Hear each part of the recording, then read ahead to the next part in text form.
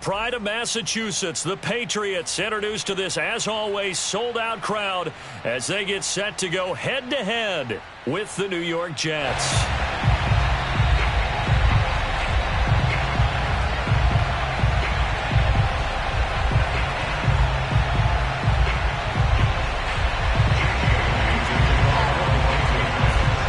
Seems like we were just starting training camp, but here we are in October, and off we go on EA Sports. And that'll carry over the back line of the end zone for a touchback.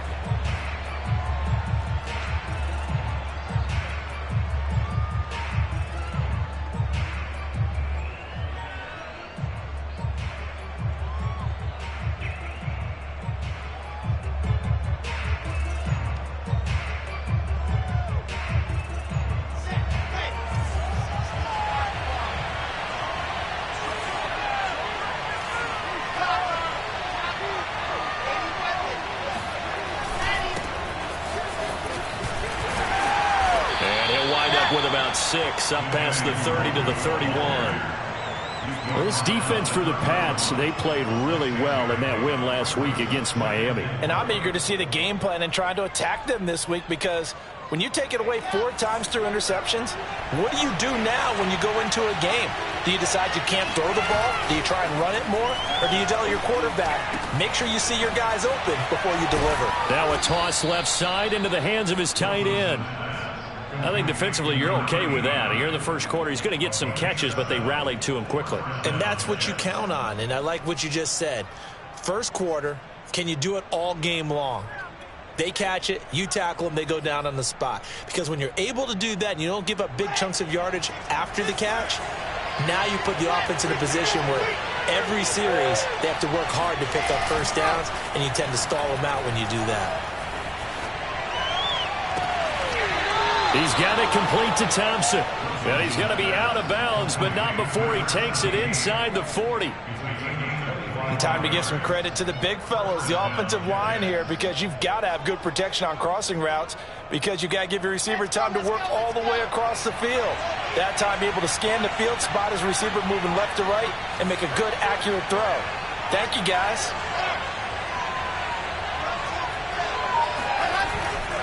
On first down, they'll run with Nwangu, fighting his way down to about the 35-yard line.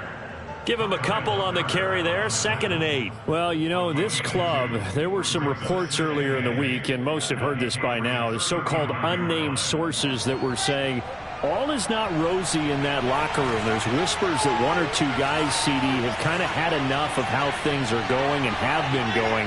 How would you handle that as a coach? Well, you and I both know all the coaches that we've dealt with and come in contact with. They'd love to get their hands on those unnamed sources, wouldn't they?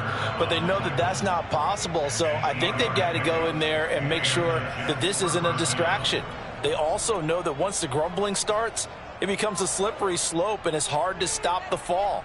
But I think you need to sit some guys down and say, hey, look, we're still hoping to be a playoff team this year. We need you guys to be bought in with what we're doing.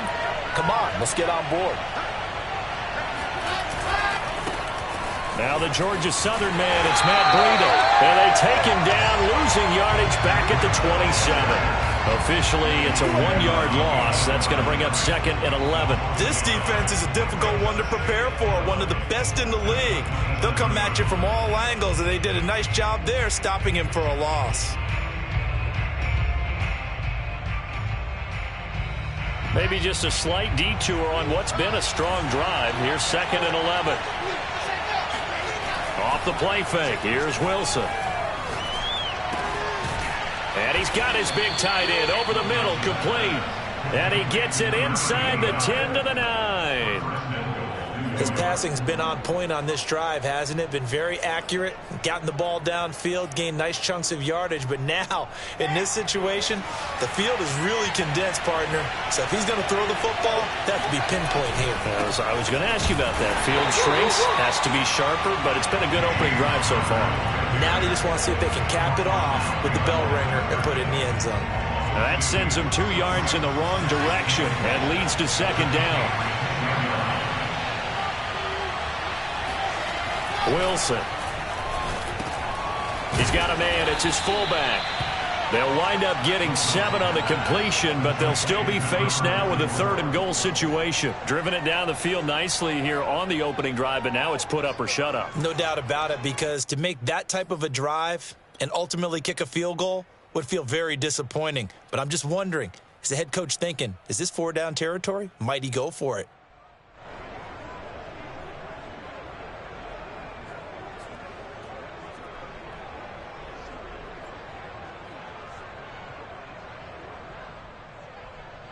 Trying to finish off this opening drive from the 3. This is 3rd and goal.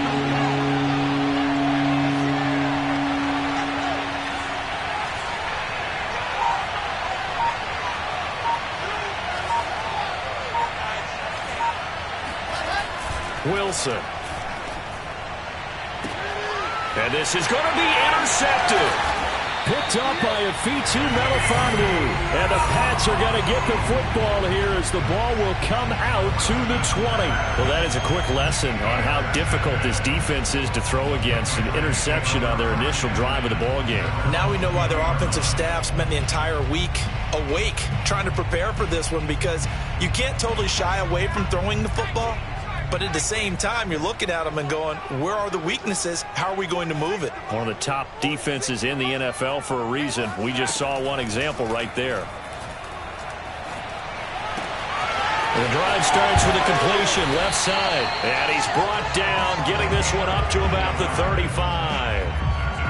And this was a nice example of an offensive coordinator scheming his guy open. Just a little underneath route, just trying to free up some space. And it worked awfully well. Got him not just space,